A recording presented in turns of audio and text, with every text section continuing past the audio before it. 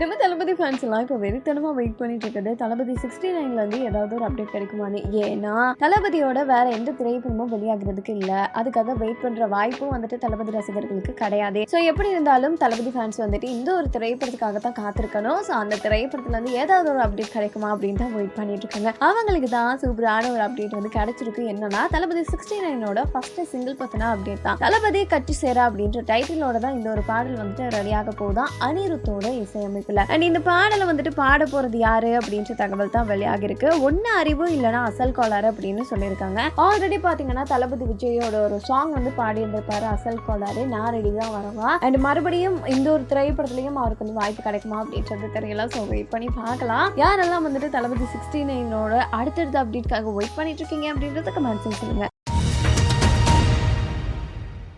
தமிழ்ல இருக்கக்கூடிய பிரம்மாண்டமான இயக்குனர்கள்ல ஒருத்தர் தான் நம்ம டைரக்டர் சங்கர். சங்கரோட இயக்கத்துல வரக்கூடிய பொங்கல் வெளியீட்டுல இருக்கிறது கேம் சேஞ்சர் திரைப்படம். இந்த ஒரு திரைப்படத்தை ராம் சரண் வச்சு தான் எடுத்திருக்காரு. ஸோ இந்த திரைப்படம் வந்துட்டு தெலுங்குல எடுத்தாலுமே தமிழ் டப்ல வெளியாகுது அப்படின்னு சொல்லியிருக்காங்க. ஸோ இந்த நிலையில பாத்தீங்கன்னா இந்த திரைப்படம் வந்துட்டு மிகப்பெரிய ப்ராஜெக்ட்ல உருவாகுது. முன்னாடியே நடிக்க இருந்தது ராம் சரண் கிடையாது. இந்த கதையை போயிட்டு ஒரு சூப்பரான நடிகர்கிட்ட சொல்லியிருக்காரு அப்படின்ற தகவல் வெளியாகி இருக்கு. யாருக்கிட்ட இந்த கதையை சொல்லியிருக்காரு அப்படின்னு பாத்தீங்கன்னா நம்ம தளபதி விஜய் கிட்ட தான் வந்துட்டு சொல்லியிருக்காரு. தளபதி விஜய்க்குமே கதையெல்லாம் ரொம்ப பிடிச்சி போயிருக்கு. இருந்துமே ஒரு சின்ன சிக்கல் ஒன்று நடந்திருக்கு. என்னன்னா இந்த திரைப்படத்துக்காக கால் ஷீட் வந்துட்டு 1.5 வருஷத்துக்கு கேட்டிருக்காரு நம்ம தளபதி விஜய். அதுக்கு காரணம் என்னன்னா அவரோட இந்த அரசியல் பிரவேசம் தான். அதை மனசுல வச்சுக்கிட்டு தான் அவர் வந்துட்டு கால் ஷீட் இப்படி 1.5 வருஷத்துக்கு வேணும் அப்படின்னு சொன்னதால நம்ம டைரக்டர் சங்கர் வந்துட்டு இது சரிப்பட்டு வராது அப்படின்னு சொல்லிட்டு தான் ராம் சரண் வச்சு இந்த ஒரு திரைப்படத்தை வந்துட்டு ஷூட் பண்ண ஆரம்பிச்சிருக்காரு.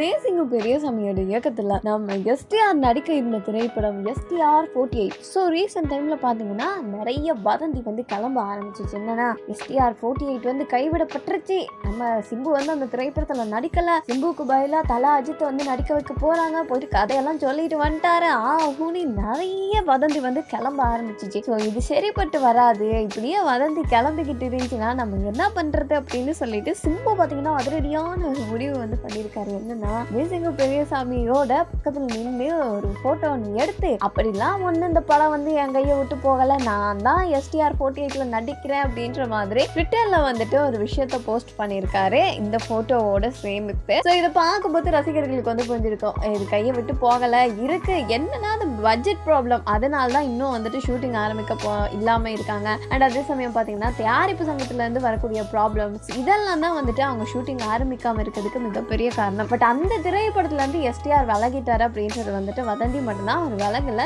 கூடிய சீக்கிரம் வந்துட்டு அப்டேட் வந்து கிடைக்கும். ஸோ அதுக்காக ரசிகர்கள் வெயிட் பண்ணி இருக்கலாம். ஸோ STRோட இந்த திரைப்படத்துக்காக வந்து காத்துட்டு இருக்கீங்க அப்படின்றத கமெண்ட்ஸ்